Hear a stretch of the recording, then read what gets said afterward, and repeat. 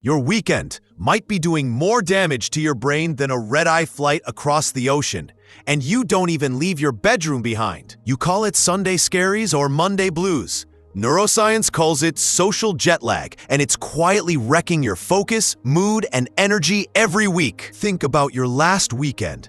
Late Friday night, sleeping in Saturday, endless scrolling, skipped morning light, then wondering Sunday why you're wide awake but exhausted. None of that feels extreme in the moment. But to your internal clock, those little shifts are the equivalent of flying across time zones twice. By Monday morning, your alarm says it's time for work, but your body still thinks it's 3 a.m. in a city you never visited before. Here's the twist. You are not lazy, unmotivated, or broken. You are simply running on a brain that's been repeatedly, accidentally jet-lagged by your weekends. Your brain has a master clock deep in your hypothalamus, and it reads 3 main signals: light, wake time, and when you eat and move. During the work week, those signals are relatively predictable.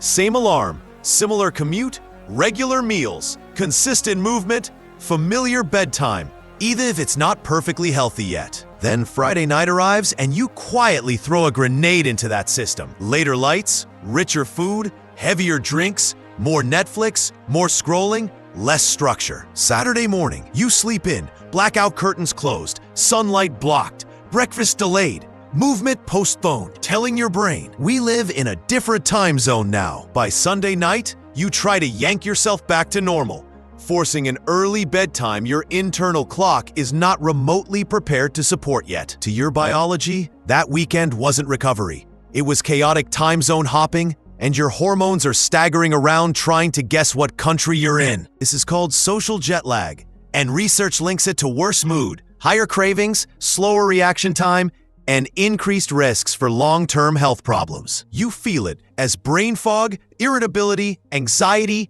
that heavy resistance to the gym, and that weird sense of being behind before Monday has started. So you blame your job, your willpower, your genetics, and you double down on caffeine, motivation videos, or complicated morning routines that never consistently stick. But the real saboteur is simpler. A drifting weekend schedule that keeps kicking your nervous system sideways just when it's starting to find its rhythm. The good news? If you do not need a strict, joyless lifestyle to fix this, you just need one powerful anchor your brain can trust. That anchor is your wake-up window, not a single harsh alarm time, but a consistent 60-minute range you respect every day, including Saturdays and Sundays. Cinematic 3D timeline with 7 days lined up. Gentle glowing band across the same morning hour on each day, representing consistency. Here's your simple protocol. Choose a wake window you can keep, say 7 to 8 a.m., and protect it like an appointment with yourself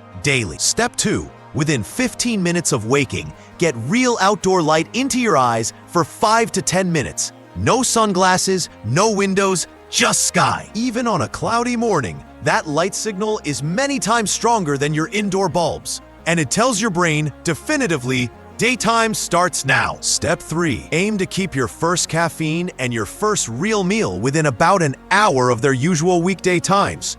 Even on weekends, you can still go out, watch movies, have brunch, or sleep a little longer. Just don't punt your wake window 3 hours down the field. Do this for just 2 consistent weekends, and watch how Monday morning feels less like a crash landing and more like a smooth, predictable takeoff. Your mood stops yo-yoing, your cravings calm down, your workouts feel lighter, and your focus comes online faster without needing 3 coffees just to function. Most people will never hear this explanation. They'll just assume they're not morning people and keep living in a permanent, unnecessary fog for no reason. But you now know your secret advantage. By respecting one simple anchor, you can feel like a high performer without changing your entire personality or life. Here's the paradox. Freedom doesn't come from doing whatever whenever. It comes from a few constraints that turn discipline into something your biology does automatically. Instead of waking up every Monday swearing you'll finally fix your life, design weekends that quietly support the identity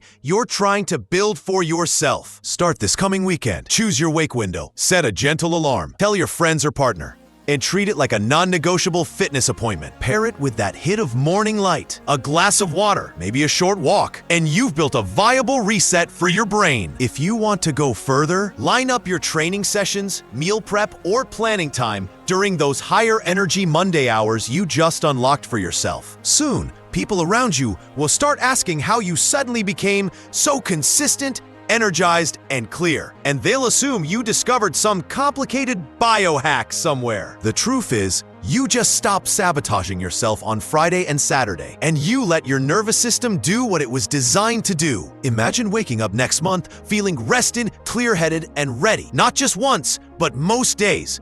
We're not changing your career, your relationships, or your genetics. That version of you is not a fantasy. It is simply the natural consequence of living in one time zone instead of 3 every week. If this resonated, don't just nod and scroll away. Pick your wake window right now and commit to testing it for the next 2 weekends. Then come back and tell me in the comments how your Mondays feel, because your story might be the nudge someone else desperately needs today. And if you want more science-backed habits that make your brain and body feel amazing, hit subscribe so we can keep rebuilding your health together.